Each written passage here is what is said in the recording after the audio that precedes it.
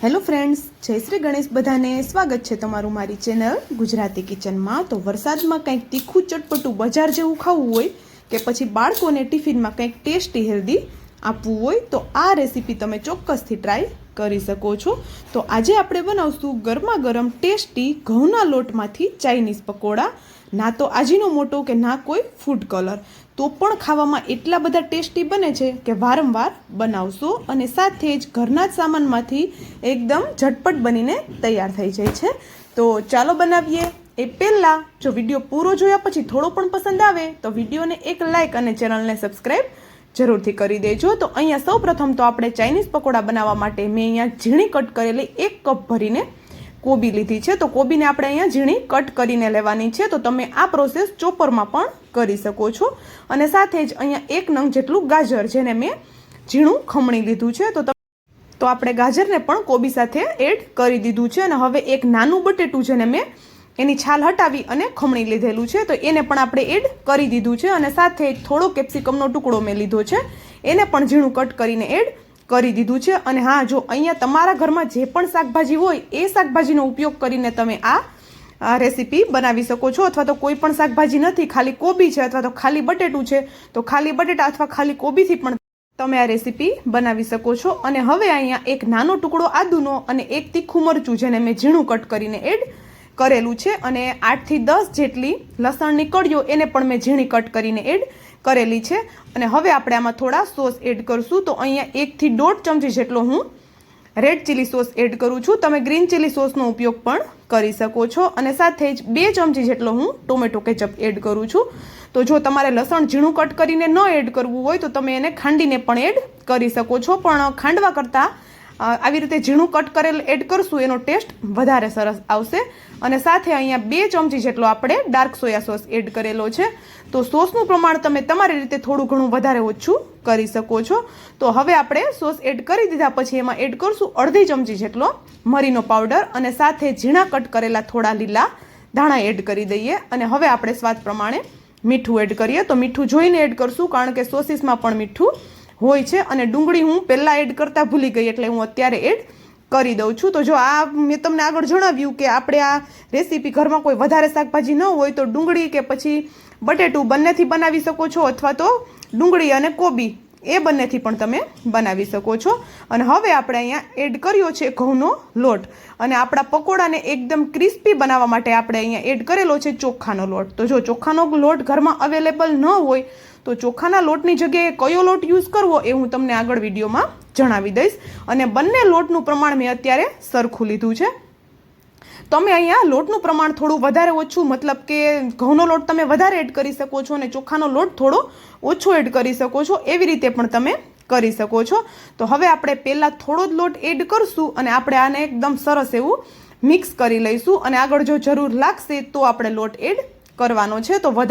તો જો અહીંયા થોડું મેં મિક્સ કર્યું એટલે હજુ થોડા લોટની જરૂર લાગે છે, એટલે મેં અહીંયા ફરી પાછો 1 થી 2 ચમચી જેટલો ઘઉંનો લોટ અને 1 થી 2 ચમચી જેટલો ચોખાનો લોટ એડ કરી દીધો છે. અને બંને લોટને આપણે સરસ એવા જે આપણું શાકભાજી છે એની સાથે મિક્સ કરી દેવાના છે. તો આપણે આમાં પાણીનો ઉપયોગ બિલકુલ નથી કરવાનો, કારણ કે ઓલરેડી શાકભાજીમાં પાણી હોય જ છે. તો એના પાણીથી જ આપણો લોટ બંધાઈ જશે.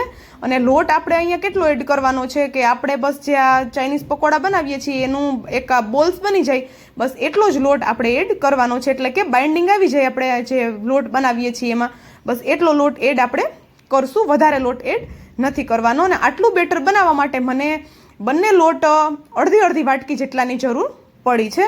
તો જો અહીંયા હવે આવી રીતે આપણે એના બોલ્સ બનાવી લઈશું. અને તમે જોઈ શકો છો હાથમાં બિલકુલ નથી ચીપકતો આપણો લોટ.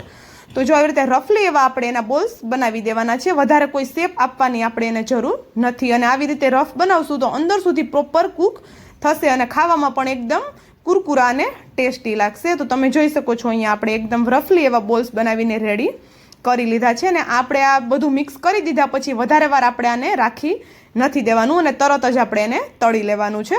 તો તળવા માટે મેં અહીંયા પહેલેથી જ સાઈડમાં તેલ ગરમ થવા માટે રાખી દીધું હતું. તો તેલને આપણે એકદમ સરસ એવું ગરમ થવા દેવાનું છે ને પછી જ આપણે જે પકોડા બનાવીએ છીએ એડ કરવાના છે. કારણ કે જો ઓછું તેલ ગરમ હશે અને એડ કરી દઈશું તો પકોડામાં તેલ ચડી જશે. એટલા માટે તેલને એકદમ પ્રોપર ગરમ થવા દઈ અને પછી જ આપણે એડ કરવાના છે. તો જો અહીંયા આપણે એક બેચમાં આવે એટલા પકોડા એડ કરી દેવાના છે અને પછી આપણે એને થોડી વાર માટે ફેરવવાના છે અને એ 70થી 80% જેટલા કૂક થાય પછી આપણે એને બહાર કાઢી લેવાના છે. તો આને તળવાની પ્રોસેસ પણ આપણે અહીંયા અલગ કરવાની છે, જેથી કરીને આ પકોડા એકદમ ક્રિસ્પી, બજારે જેવા આપણે ચાઇનીઝ પકોડા ખાતા હોઈએ છીએ એવા જ બનીને તૈયાર થશે. તો ઘઉંના લોટમાંથી બનાવીએ છીએ તો પણ એકદમ ક્રિસ્પી અને કોઈને ખબર જ નહીં પડે કે આપણે આ ઘઉંના લોટમાંથી બનાવીને તૈયાર કર્યા છે. તો જો થોડી જ વાર થઈ એટલે તેલ ખૂબ ગરમ છે એટલે એનો કલર ચેન્જ થવા લાગ્યો છે. તો હવે એનો થોડો હલકો હલકો કલર ચેન્જ થાય, મતલબ કે 70થી 80% જેવા કૂક થાય પછી આપણે તેને બહાર કાઢી લેવાના છે. તો જો અહીંયા મેં બધા પકોડાને બહાર કાઢી લીધા છે અને તમે જોઈ શકો છો એનો કલર અત્યારે હલકો ચેન્જ થઈ ગયેલો છે. તો હવે આપણે એ પકોડાને સાઈડમાં રાખી દઈએ અને બાકીનો જે બચ્યા છે પકોડા તળવાના એને એડ કરી દેવાના છે.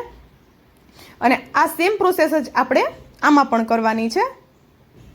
તો આ પકોડા બનાવવા ખૂબ સરળ છે. બસ તમને અત્યારે વિડીયોમાં જોઈને લાગતું હશે કે થોડી લાંબી પ્રોસેસ છે, પણ બિલકુલ લાંબી પ્રોસેસ નથી. એકદમ ઝટપટ બની જાય છે. જો શાકભાજી તમારા કટ થઈ ગયેલા રેડી હશે તો માત્ર 5 મિનિટમાં તમે આને બનાવીને રેડી કરી લેશો અને ખાવામાં એટલા બધા ટેસ્ટી લાગે છે કે તમે મંચુરિયન પણ ભૂલી જશો અને ખબર પણ નહીં પડે કે આપણે આને ઘઉંના લોટમાંથી બનાવીને તૈયાર કરેલા છે. તો જો બીજો બેચ પણ અહીંયા આપણો હવે તળાઈને રેડી થઈ ગયો છે 70થી 80% જેવો. તો એને પણ આપણે બહાર કાઢી લીધો અને હવે જે આ તેલ છે ને એને આપણે થોડું વધારે ગરમ થવા દેવાનું છે અને પછી આપણે પહેલો બેચ જે બહાર કાઢ્યો હતો તળીને તેને એડ કરી દેવાનો છે. તો આવી રીતે તેલને એકદમ સરસ એવું ગરમ કરી અને પછી જ આપણે એમાં આ તળાયેલા પકોડા એડ કરવાના છે. તો તમે અહીંયા ચોખાના લોટની જગ્યાએ રવાને મિક્સરમાં પીસી અને એડ કરી શકો છો. એનું પણ ટેક્સચર આવું ચોખાના લોટ જેવું જ આવશે. તો તમે ચોખાનો લોટ અથવા તો પીસેલો દળેલો રવો પણ એડ કરી શકો છો. તો જો અહીંયા જોઈ શકો છો તમે, આપણે થોડી જ વાર થઈ એટલે આપણા પકોડાનો કલર એકદમ સરસ એવો ચેન્જ થઈ ગયો છે અને આપણને ખબર પણ પડે છે તળતી વખતે આપણે જ્યારે એને ફેરવીએ છીએ ત્યારે કે આપણા પકોડા એકદમ સરસ એવા ક્રિસ્પી થઈ ગયા છે અને તમે એનો કલર પણ જોઈ શકો છો. કોઈ પણ જાતનો કલર એડ આપણે નથી કર્યો તો પણ એકદમ સરસ એવો આપણા પકોડામાં કલર આવી ગયો છે. તો હવે આપણે એને બહાર કાઢી લઈએ અને સેમ જે બીજા આપણે તળીને બહાર કાઢ્યા છે પકોડા એને પણ ગરમ તેલમાં એડ કરી અને આવા ક્રિસ્પી થવા દઈએ. અને અત્યાર સુધીનો વિડીયો જોયા પછી તમને થોડો પણ પસંદ આવ્યો હોય તો પ્લીઝ વિડીયોને એક લાઇક અને ચેનલને સબસ્ક્રાઈબ જરૂરથી કરી દેજો અને બાજુમાં આપેલા બેલને પણ પ્રેસ કરી દેજો, જેથી કરીને આવી જ નવી નવી રેસીપીની નોટિફિકેશન તમારા સુધી પહેલાં આવે. અને મને કોમેન્ટ કરીને પણ જણાવજો કે તમને આ ઘઉંના લોટના પકોડા કેવા લાગ્યા. તો ચાલો હવે આપણે અહીંયા ઘઉંના લોટના ચાઇનીઝ પકોડા બનીને એકદમ રેડી થઈ ગયા છે. And thank you for watching.